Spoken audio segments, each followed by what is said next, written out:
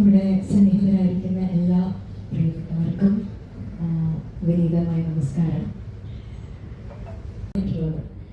പക്ഷേ ലോകം സമാനതകളില്ലാത്ത സംഘർഷങ്ങളിലൂടെ കടന്നു പോകുന്ന സമയത്ത് കേരളത്തിന്റെ ഈ അറ്റത്ത് ഈ ഇഫ്താർ സൗഹൃദ സംഗമം നമ്മുടെ ജീവിതത്തിൽ നിന്ന്, നമ്മുടെ പുതിയ തലമുറയിൽ നിന്ന് സൗഹൃദം, സ്നേഹം, ആഴത്തിലുള്ള ബന്ധമൊക്കെ അകന്നു പോയിക്കൊണ്ടിരിക്കുന്ന ഒരു കാലത്ത് ഇവിടെ ഒരു കൊച്ചു മൂളിരുന്ന് ചിരിക്കുന്നു ഈ സമയം.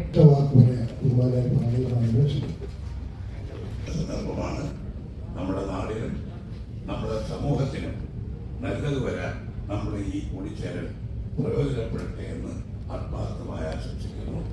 ഈ ഇഫ്താർ സംഗമത്തിൽ പങ്കെടുക്കുന്ന എല്ലാവർക്കും ഞാൻ എൻ്റെ ഹൃദയം നിറഞ്ഞ അഭിവാദ്യങ്ങൾ നേരുന്നു. ആദരണീയനായ ശ്രീ പാലോട് രവി,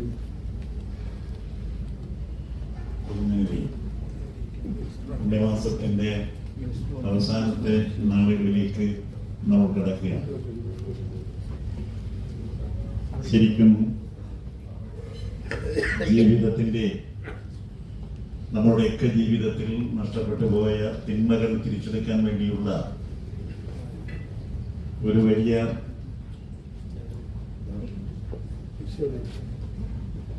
ആത്മപരിശോധന നമ്മുടെ ഈ പുണ്യമാസത്തിൽ നിർവഹിക്കുകയാണ്. ആ നന്മകളുടെ ഒരു നല്ല അന്തരീക്ഷം നമുക്ക് ഉണ്ടാക്കിയെടുക്കുവാനും എല്ലാ വർഷവും നമുക്ക് കഴിയുന്നു. ഇവിടെ ശ്രീമൻ ചൂണ്ടിക്കാണിച്ചതുപോലെ സൗഹാർദ്ദപരമായ ഒരു അന്തരീക്ഷം, ഒരു ആത്മപരിശോധന, നമ്മുടെ എല്ലാം ജീവിതത്തിലുള്ള ഒരു ആത്മപരിശോധന, നമ്മുടെയൊക്കെ റെസ്പോൺസിബിലിറ്റി, നമ്മുടെയൊക്കെ ചുമതലകൾ എന്താണെന്ന് നമ്മൾ ബോധ്യപ്പെടുത്തുകയും അതിലൂടെ സമൂഹത്തെ ബോധ്യപ്പെടുത്തുകയും ചെയ്യുന്ന ഏറ്റവും ഈ സമൂഹത്തിന് ആവശ്യമായ ഏറ്റവും നന്മ, ഞാൻ നേരത്തെ സൂചിപ്പിച്ചതുപോലെ നന്മ നിറഞ്ഞ ഒരു അന്തരീക്ഷത്തിലാണ് നമ്മൾ കൂടുന്നത്. ഇഫ്താർ സംഗമത്തിന് കൂടിയിരിക്കുന്നത്. നമ്മുടെ നാട്ടിൽ കാണുന്ന മരങ്ങളെല്ലാം വളരെ അകലെയാണ് നിൽക്കുന്നതെങ്കിലും ഈ മരങ്ങളുടെ എല്ലാം വേരുകൾ കൂട്ടുകിണഞ്ഞാണ് കിടക്കുന്നത്. അത് യഥാർത്ഥത്തിൽ ഈ ഇഫ്താർ സംഗമം അതാണ് ഓർമ്മിക്കുന്നത്. അതൊക്കെ പല വഴിക്കും പല കുടുംബങ്ങളിലും ഒക്കെ ജീവിക്കുന്നുണ്ടെങ്കിലും നമ്മളുടെ എല്ലാ വേരുകൾ കെട്ടുപടഞ്ഞു കിടക്കുകയാണ്. അതാണ് നമ്മുടെ സംസ്കാരം. അത് പുതിയ പുതിയ പരിഷ്കാരങ്ങൾ വന്ന് ആ സംസ്കാരവും പരിഷ്കാരവും തമ്മിലുള്ള വ്യത്യാസം എന്താണെന്ന് ഈ മാസം നമ്മൾ ഓർമ്മിപ്പിക്കുകയാണ്.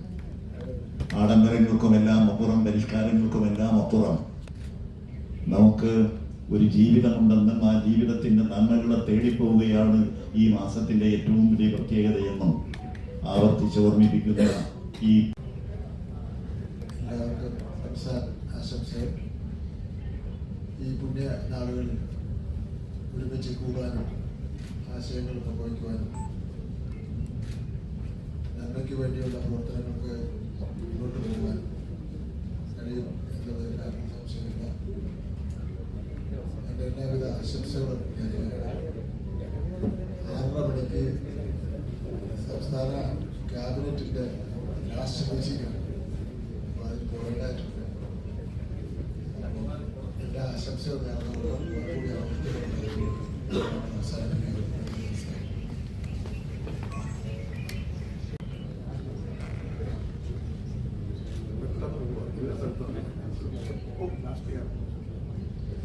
ഇവിടെ ബഹുമാന്യനായ CP ജോൺ എത്തിയിട്ടുണ്ട്.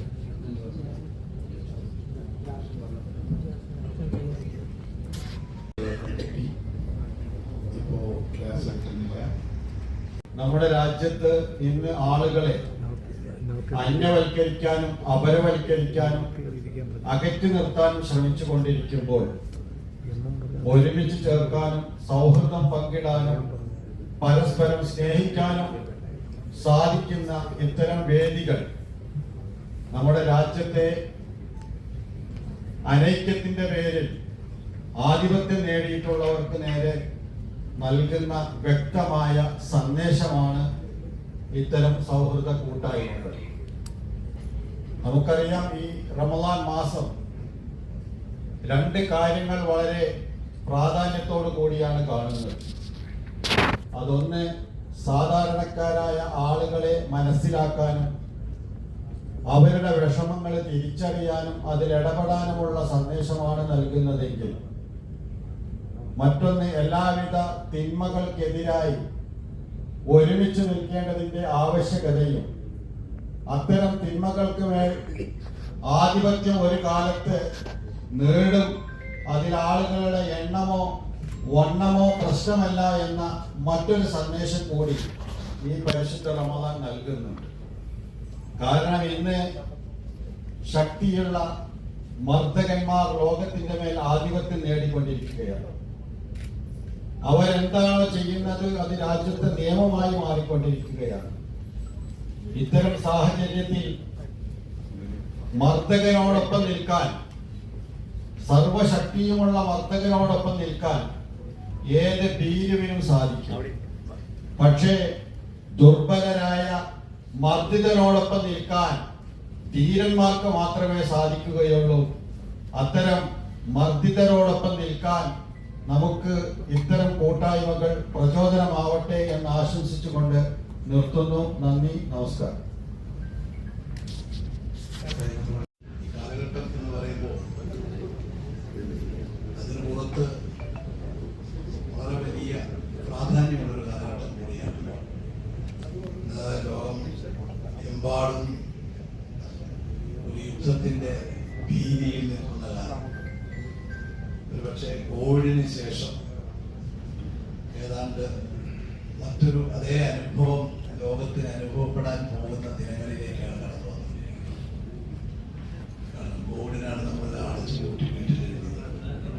ഇനി നമ്മൾ പട്ടിണി കിടക്കുന്ന ദിവസങ്ങളിലേക്കാണ് കടക്കാൻ പോകുന്നത് എന്നാണ് നമുക്ക് മനസ്സിലാക്കുന്നത്. അത്രമാത്രം ഇത്തരം തിന്മയുടെ ശക്തികൾ നടത്തുന്ന ഒരാൾക്ക്